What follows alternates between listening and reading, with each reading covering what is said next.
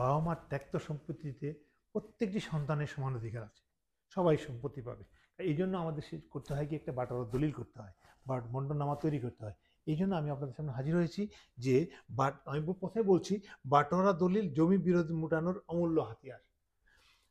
একটি সঠিকভাবে প্রস্তুতকৃত বাটোয়ারা দলিল জমির বিরোধ প্রতিরোধে এক অনন্য হাতিয়ার। তাই জমি বন্টনের সময় দলিল রেজিস্ট্রেশন করা শুধু প্রয়োজনীয় নয়, বরং পরিবারের সম্প্রীতি এবং আইনি নিশ্চয়তার জন্য অপরিহার্য।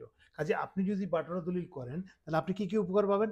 জমি বিরোধের অবসান ঘটে যাবে, ভাই বোন আত্মীয় স্বজনের সম্পর্কটা সুন্দর থাকবে, সম্পত্তি বন্টনে আইনি প্রমাণ পাবেন, ভূমি রেজিস্ট্রেশনের নামজারি সহজ হবে, ভবিষ্যৎ বিরোধ প্রতিরোধ, পারস্পরিক সম্পর্ক সুন্দর রক্ষা হবে, জমি বিক্রির ক্ষেত্রে সহায়ক ও হিস্সা এবং অধিকার নিশ্চিত করা হবে, ভূমি জরিপ হালনাগাদ মালিকানা নিশ্চিত হবে, ভবিষ্যৎ প্রজন্মের জন্য এক সুন্দর উপহার তৈরি হবে।